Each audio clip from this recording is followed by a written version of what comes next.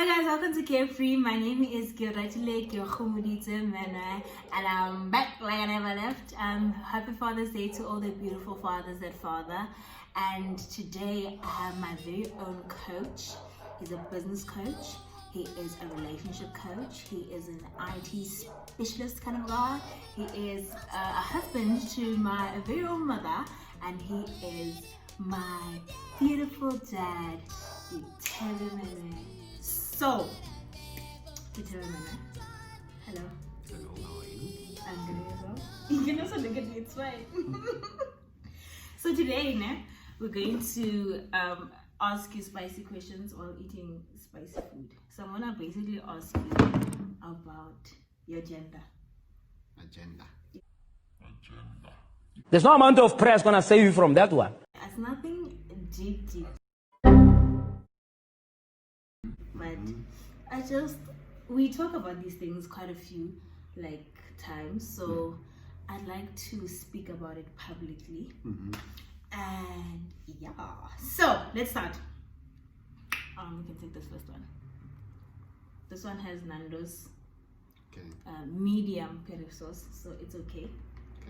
Okay. So what do you feel the most about having a girl child? What do I Feel the most? fear? Sure. Will she be able to live out her dreams fully and be able to focus on becoming the best version of herself?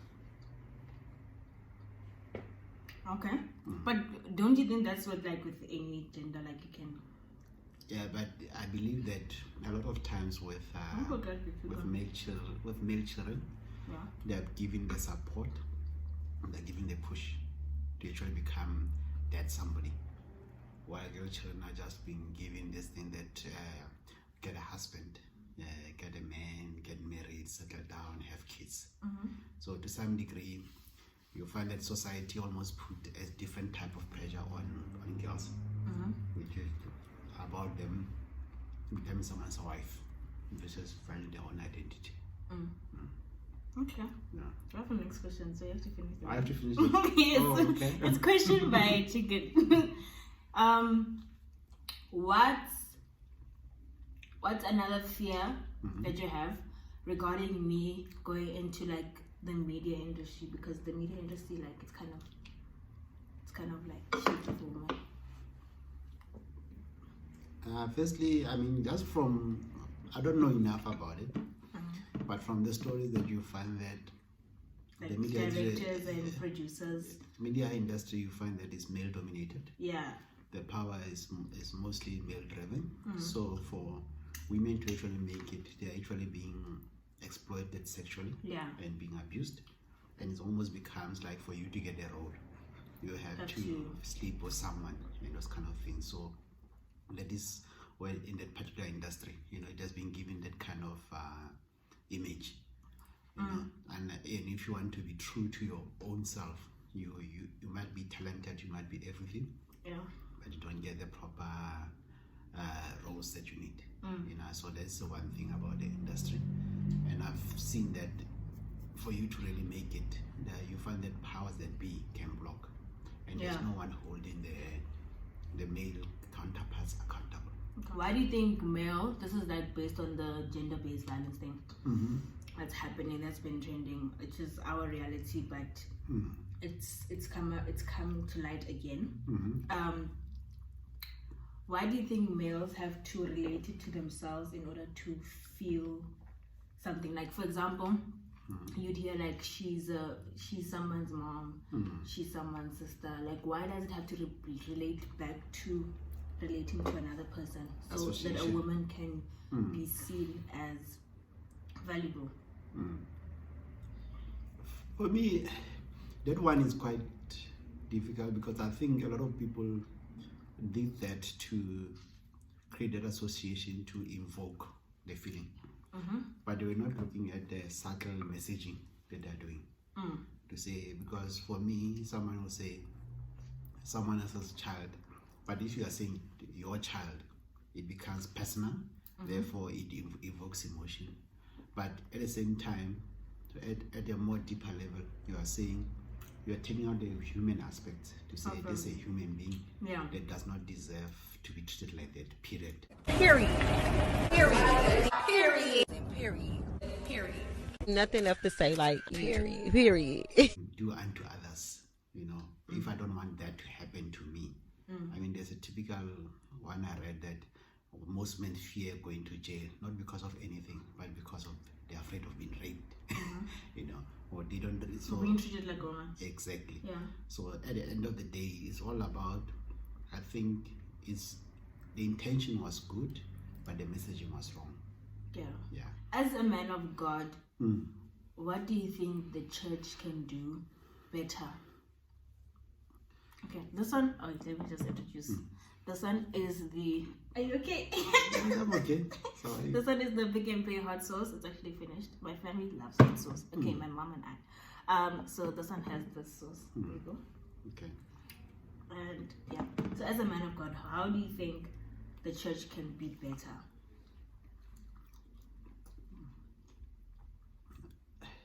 The church's role for me is to sensitize or even help transform the mindset, because the gender violence is across, whether believers or not. Yeah. You find that people are expressing themselves as they are believers, but they still do that to their own wives, their own children. So I think the church can play a bigger role to actually explain to people that, you know what, shift your mindset. Look at your wife as like the exchange the perspective of males. The perspective of males, as well as to actually even the scriptures, how we interpret scriptures, interpret it correctly first of all, because the scripture is being interpreted in favor of a certain gender, because you find that there are certain verses that are being misinterpreted to favor men. And even those are done out of context. Like you find that it says the male is the head, but they don't go on to explain what does that mean. It says we must love our wives like Christ loved the church. You must be able to die for your family. Now we are killing our family. So the emphasis should be on you must love as Christ loved the church, that you are able to lay down your life and die and sacrifice yourself for your family, instead of focusing on the head. And even when you look at Genesis itself, it says that God created male and female before the vessel, which is the physical part, was created. But now we are taking that to have meant that the physical part is what God created. This is the formation. Let's just carry us, but we are spiritual beings and we don't have gender at that level. So the church needs to message correctly and interpret the biblical correctly, and not just inherit it from one level to the next level. I mean, that's what I see, especially within the Christian community, where we have just absorbed, what you call teachings. We never gone deeper into understanding it for ourselves firsthand. So I believe that the church needs to go and experience the Bible firsthand. Even each member must experience the Bible firsthand, and not just come with this thing of just picking and choosing the chapters they want. Okay. I'm not able to finish Okay. Okay.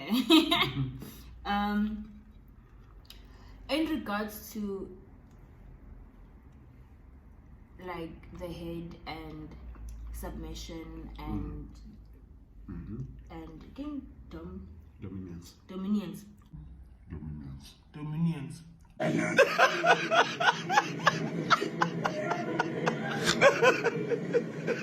What is your interpretation of dominions and submission? Like the correct or the best way to explain it? Because remember, from creation side, a man, I'll say a man, and men meaning both female and male. Remember, there's a man in terms of your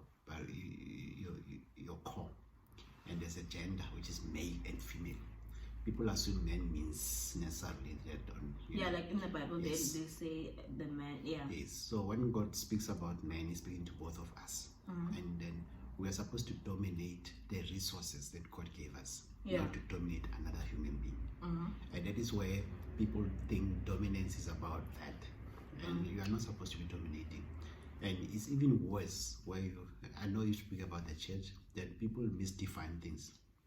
You find people talk about alpha female, and they'll show a male who's got 10 wives and all of that. They've got being aggressive, and when the alpha female is about someone who's understanding, able to articulate themselves, able to talk to a woman, able to negotiate and reason well.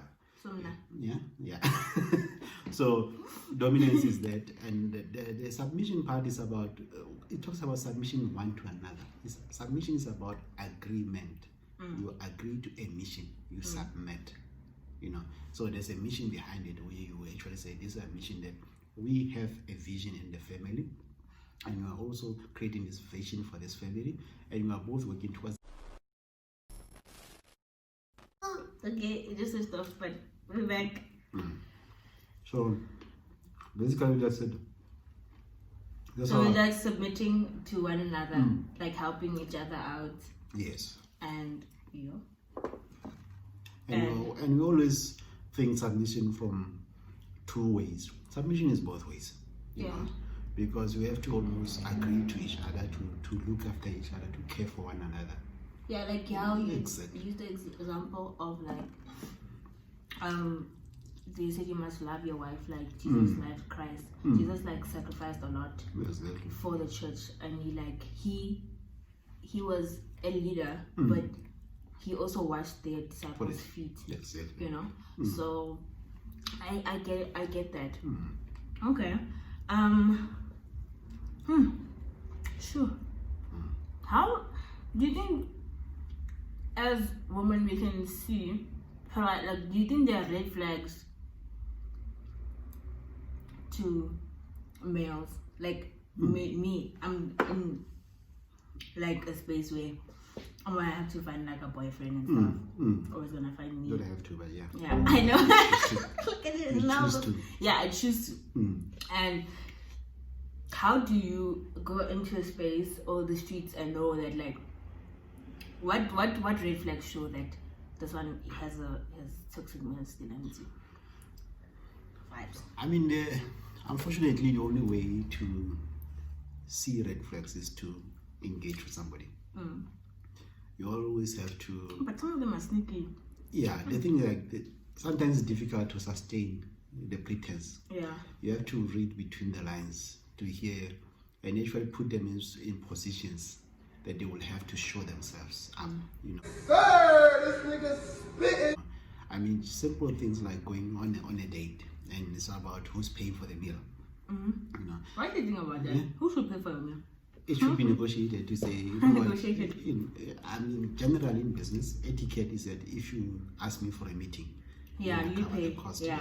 That's what I was But if you're gonna ask for a meeting once or twice, then I should also at some point be saying, hey, in fact, you should be doing that. And even if you call me for a meeting, I'm not gonna call the most expensive meal because it's you paying. So it should be such a balance to say, you know what, you should not even be scared to say, yes, you're telling me on a date. So if he can't take you paying for the date, it's a red flag, no?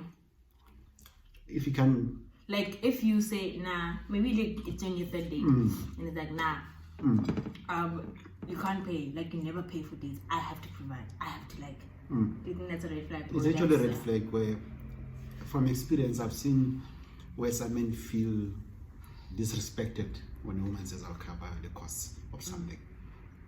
I must take care of my family." But you find that if you're going to go into a marriage, there are times where you are incapable of providing. What's going to happen to your family? It's going to put strain on your family because you define yourself as a provider instead of seeing yourself as a channel of providing. And what happens, especially in today's environment where women are advancing faster because of the corrections that are happening. Yeah.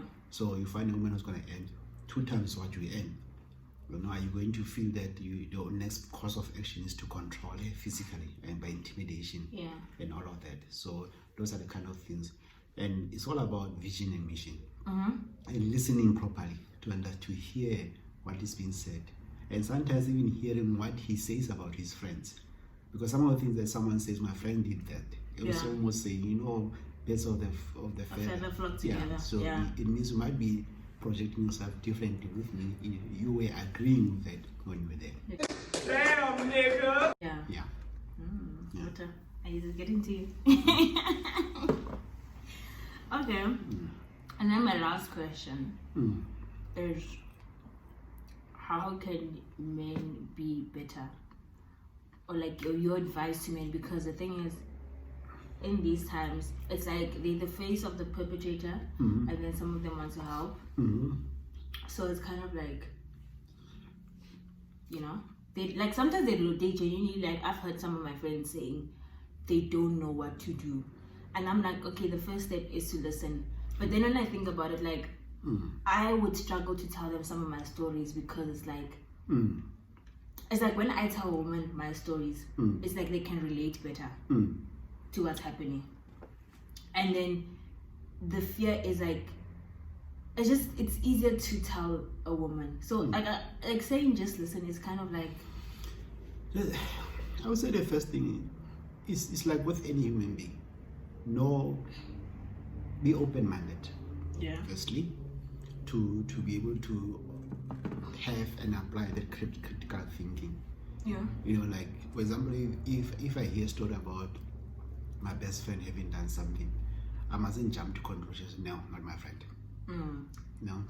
Secondly, be realistic about what is happening. Be aware and know the issues that are happening. yeah, Yeah. Thirdly, I'll say know yourself. Know what you are capable of, especially when you are, when you are taken up, because sometimes it's easy to say all of these things until you're in a situation where you are made angry. yeah, So by being self-aware, you are able to regulate yourself and have self-regulation of how you relate with women. Wait a minute. Wait a minute. Wait, first of all, you're not going to speed past that like you didn't just say what you just said. So by being self-aware, you're able to regulate yourself and have self-regulation of how you relate with women. yeah, Be conscious to say, but is what I'm saying, a form of gender bias. Because the thing is that those things, we even do it, that the unconscious sexism that can happen. It gets to a point where you find yourself thinking you're stepping up when you're actually you are being sexist without you being aware. yeah, like mansplaining. Like Yes. you think you're helping out, Yes. but then you just Yeah. So those are the kind of things that you become self-aware, so that you can realize, okay, this what I'm doing is wrong, and actually being the consciousness level of yourself, raising it up. And lastly, be having these conversations. yeah, This conversation needs to be which are open, where as men we can have this conversation and be able to say to another man, my brother, you're wrong. yeah. Based on what you are saying, you're not saying the right thing. Like what you're doing, you're not Yes, doing the right thing. I will not, like you find someone saying, I will not allow my sister to date. The fact is that who are you to allow another party? Yeah, It's today. exactly, if you think about it in terms of underlying messaging, it means because I'm a man, I have the determination to allow a woman to do certain things. Yeah. So whenever you are thinking, And then why won't you allow your sister to date? Because you and your friends. I'm not even saying why I want to. I'm still not even there. Because subconsciously you are saying, my sister is under me because she's a woman. Yeah. Because most of the guys will not even say that about their younger brothers. Have you noticed? Yeah. So the thing like you are saying, because this person is a woman, I have right over her to determine their dating. Yeah. You see, so then the next step is that you are actually now being your fear is being inspired because you know what is happening to a degree that you even know your attitude to women previously. Yeah. Yeah. Can I get that? And I think another thing is like men also have to like learn like through reading reading books and Is the awareness factor. the awareness factor. it's like it's not our responsibility like as women to teach you. Like we've been vocalizing and crying out, so you just have to listen to our cries and start reading like where it comes from and self-awareness again. Like for me, when all this happened, actually now I started reading more about research articles. Yeah, it's your responsibility To understand, okay, fine, what are the causes? Yes, I'm seeing the results of JPV, but I'm starting to understand, okay, what are the causes that are underlying, the psychological profiles are underlying? How can I make sure that I'm not one of those perpetrators? Yeah. Those kind of things, yeah. Okay, thank you, Debbie, for joining me. I'm glad to join you. Remember to stay beautiful. Remember to comment, like, and subscribe. And if you have any like things to add, or if you agree or disagree with anything, you can really comment on the comment section, and I'll engage with you. And remember to stay beautiful, stay positive, and stay carefree. Free.